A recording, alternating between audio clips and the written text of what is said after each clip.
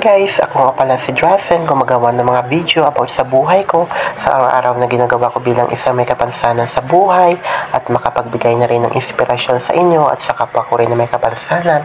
At kung na-appreciate nyo yung ginagawa ko sa video, don't forget to subscribe, like, and click the notification bell para maging updated ka sa aking mga susunod na video. Thank you and God bless to all.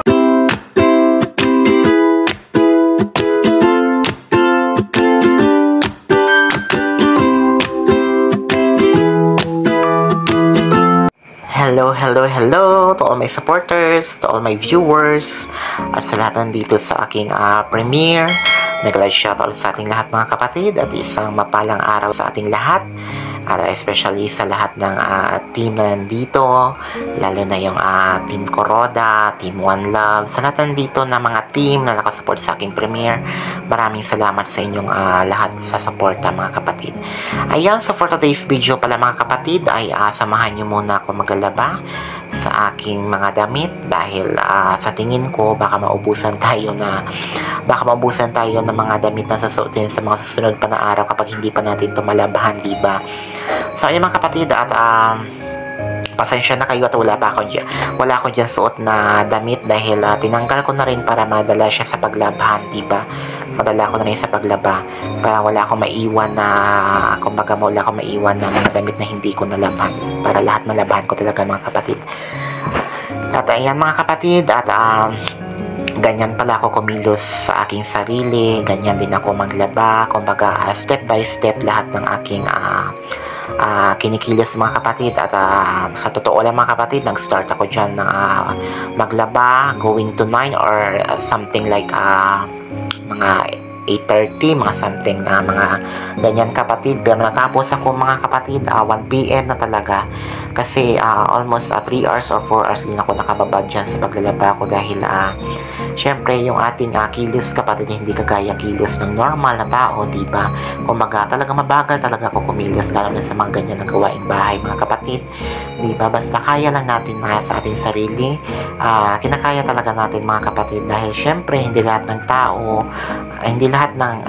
sa paligid natin ay nakagabay para sa atin, diba? Na hindi lahat ng nandyan sa atin, sa ating tabi ay asahan natin palagi, diba? Kailangan talaga marunong talaga tayo tumayo sa ating sarili na hindi umaasa lagi sa kanila, diba? Kasi hindi habang buhay, hindi habang panahon nandyan sila para gabayan tayo. So kailangan matuto din tayo sa ating mga sarili, basta kaya lang natin, diba? At kung alam naman natin sa ating sarili na hindi natin kaya, so huwag na natin pilitin, diba? Kasi baka kung ano na yung kahinatnan kung gagawin talaga natin at pipilitin natin sa ating mga sarili, diba? So ayan mga kapatid, at alam nyo ba, nung una talaga mga kapatid, hindi ko talaga ina-expect or matanggap sa aking sarili kung bakit talaga ganyan yung binigay sa akin ni Lord.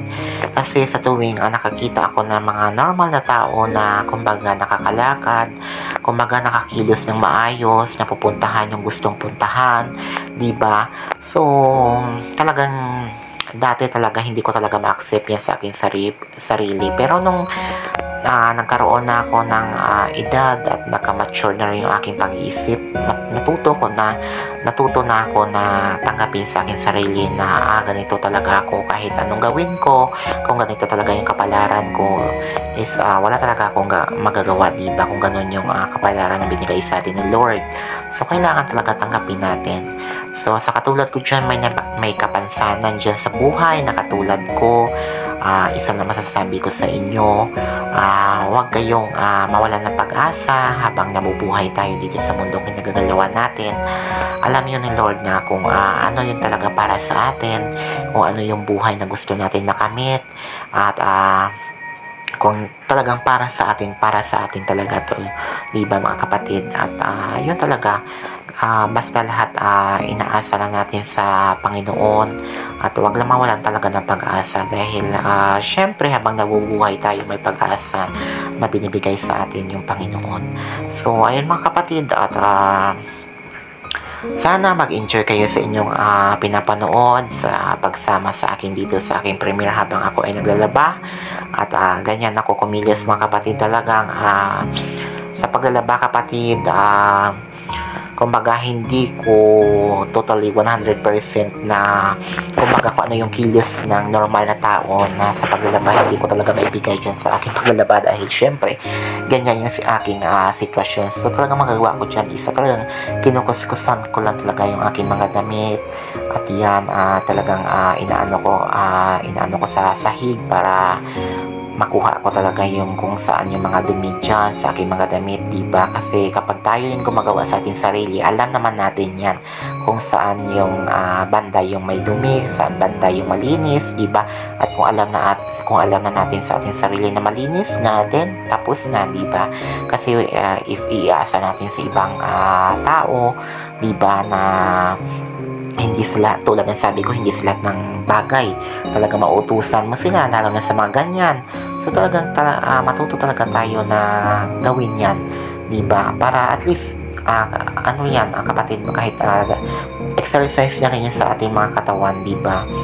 Kaya yan mga kapatid, at ganyan yung buhay natin, tuloy-tuloy lang dahil wala naman tayong magagawa, dahil ganyan yung binigay sa atin ng Lord, diba? So, yung goal ko lang talaga sa aking YouTube channel, mga kapatid, ay makapagbigay ng inspirasyon sa inyo, at lalo na sa katulad ko na may kapansanan at sa mga normal na tao na naka-appreciate sa aking video. Kasi yung YouTube, kapatid, hindi lang siguro ginawa yung YouTube kundi pagkakitaan lang, kundi sa aking opinion ng kapatid, sa aking opinion na talaga, kumbaga yung YouTube ay yung paggawa ng YouTube channel ay kumbaga dyan na rin natin makikita yung ating mga memories na nagawa na natin sa ating buhay, diba? Kasi yung lahat dyan nare-record yung lahat ng ginawa mo sa iyong buhay, lalo na sa, diba, lahat dyan na mga upload mo, lalo na sa mga video mo dyan nare-record. So, diba, kapag kahit na may edad ka na or tumanda ka na, kapag gusto mo yun balik-balikan, so may papanoorin ka talaga mga kapatid, diba?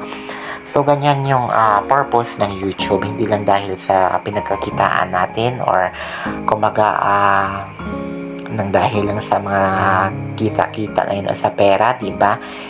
Tingin ko siguro mga kapatid, para sa akin, although na yung YouTube ay although na kahit paano may bumabalik sa atin na sa ating pagpupuyat, sa ating pag-effort, pero sa akin kapatid, lalo na sa aking sitwasyon, lalo na sa may kapansanan ko na kagaya ko, kaya ako nag-vlog dahil ma-share ko, gusto ko talaga ma-share sa inyo yung aking situation, na kahit ganito yung aking kalagayan, yung aking sitwasyon, is hindi ako nawawalan ng pag-asa, hindi ako nawawalan ng palamatay,